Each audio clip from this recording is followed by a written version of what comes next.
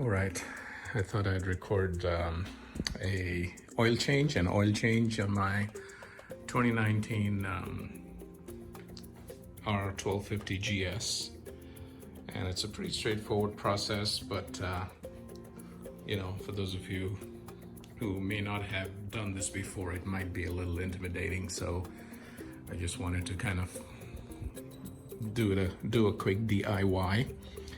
So the first step is if you have a motorcycle lift, you can lift it up. It makes things easier. But if you don't, just put it up on the center stand. And you want to remove the skid plate on the bottom. You can see I've already replaced it.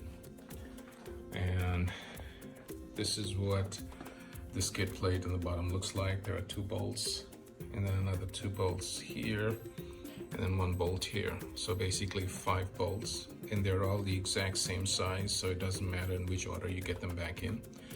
But you do want to pay attention in case these washers fall out. These washers face up towards the engine, and there are rubber grommets in the bottom.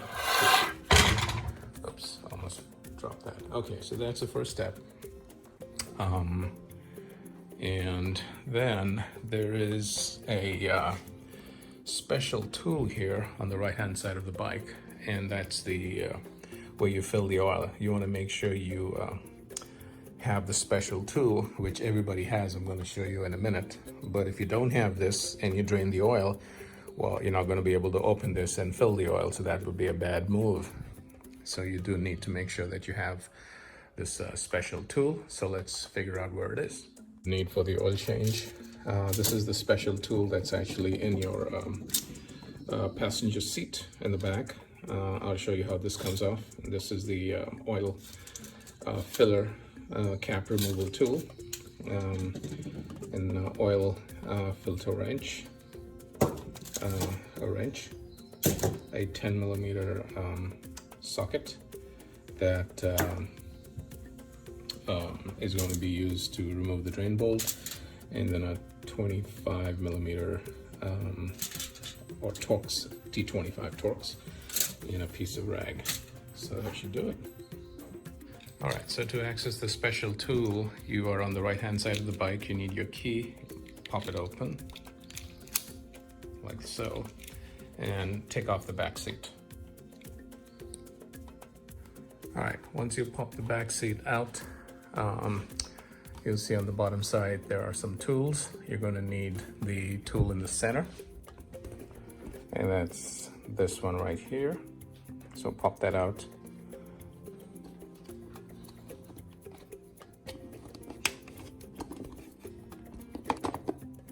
And you'll see you have on this side is what you need. So you would remove the screw, a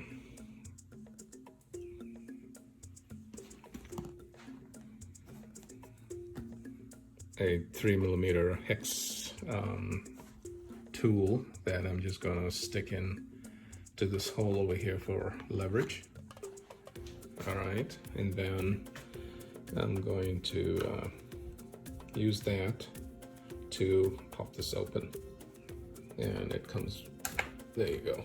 So that is the leverage that I needed, and now this is good enough for me to open.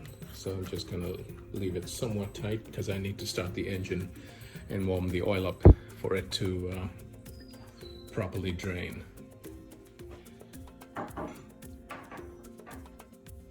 So that's what I'm going to do. I'm going to start the engine and let it warm for about 3 minutes or so. Okay, one thing you might want to do before you warm up the engine is make sure that you've got the right bolt. You need a 10 millimeter hex bit. That's the drain bolt that you see down there. So instead of fumbling around when the engine is hot, you might as well make sure that you've got a 10 millimeter hex bolt, which I have right here. And then another thing I do is I go ahead and loosen the oil filter just a little bit. And I happen to have an oil filter wrench that is the perfect size. So I just give it a couple of turns, or maybe half a turn, just to loosen it up enough to where I can take it off even if the engine is hot. And while they're down here, you might want to go ahead and clean up these things with WD-40. They get pretty messy, and you don't often get an opportunity to clean up down there. So I do what I can to clean up before I start the engine. I'm running the engine for about 3 minutes.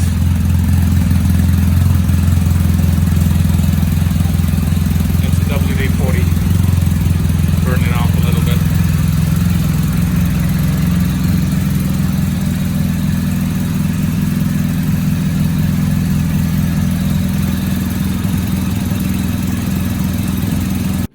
Once the engine has been warmed up, you want to go ahead and remove the oil filler cap before you remove the oil drain bolt.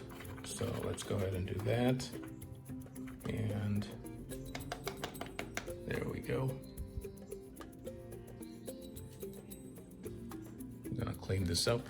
There's an O-ring, so you want to be careful that you don't lose that. It usually just stays back, but when you remove this cap, just make sure you haven't accidentally taken it off, and you don't want to lose it. All right, now it's time to remove the drain bolt. Like I said, it's a 10mm hex socket. I'm going to go ahead and remove that and allow the oil to catch in this oil drain pan.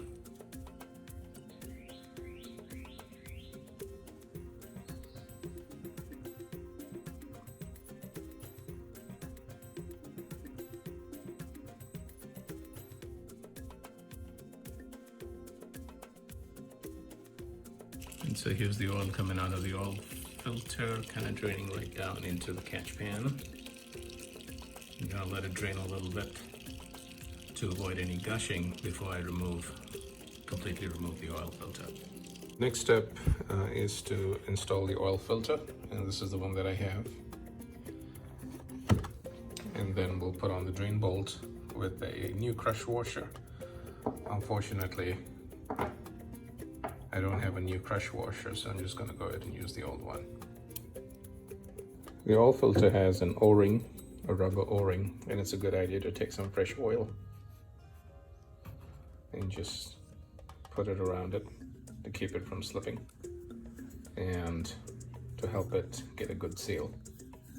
Torque settings, but I think it needs to be tightened to 11 Newton meters, which is not too much, so you want to be careful not to over tighten the oil filter.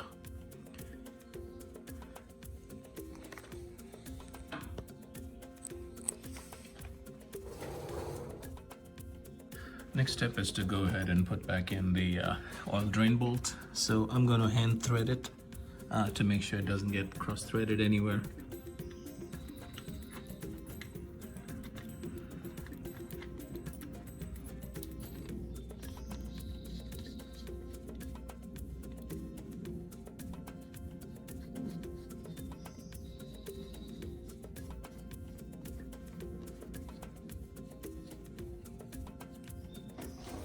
All right, the next step is to actually fill the oil.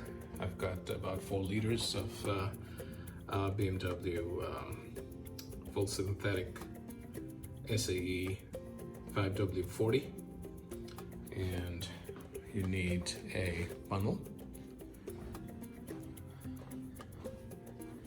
Move over to the right hand side of the bike, stick the funnel in, and then pour the oil in.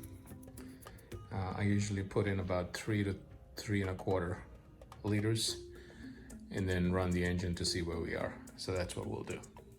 Now on the right hand side of the bike there is a oil level indicator, and you can see it's just above the half mark, which is where it needs to be. But once the engine starts, it sucks the oil into all the crevices, and so the trick is to run the engine for a couple of minutes and then come back and see how much oil you would need to top it off. It's always better to start with a little less and then top it up, as opposed to the other way around, because getting oil out of this will be a pain. It means you would have to go back in and undo the drain bolt to let oil out, and that's always a pain. And by the way, too much oil is just as bad as too little oil. All right, the next step is to go ahead and put the oil filler cap back on. You want to make sure you've cleaned it up. And I'm just going to hand tighten it because I might need to get back in here and put some more oil. After this, we start the bike and let it run for 2 to 3 minutes. So we've run the engine for a few minutes, and as you can see, the oil level indicator is very low, but that's why you have to wait and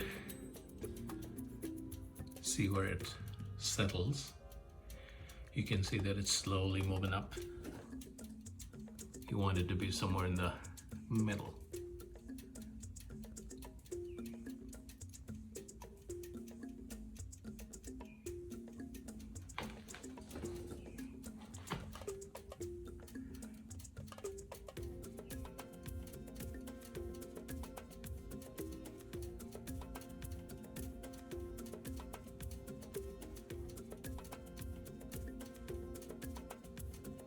It's in pretty good shape, but I would probably add maybe 200 milliliters.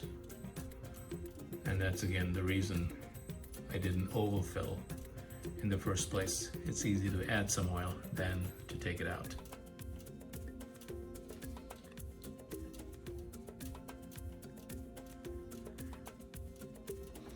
Yeah, about 200 milliliters will do the trick. So I'm going to open up the filler cap and add another 200 milliliters, and then we'll be good to go to the next phase, which is dealing with the service minder.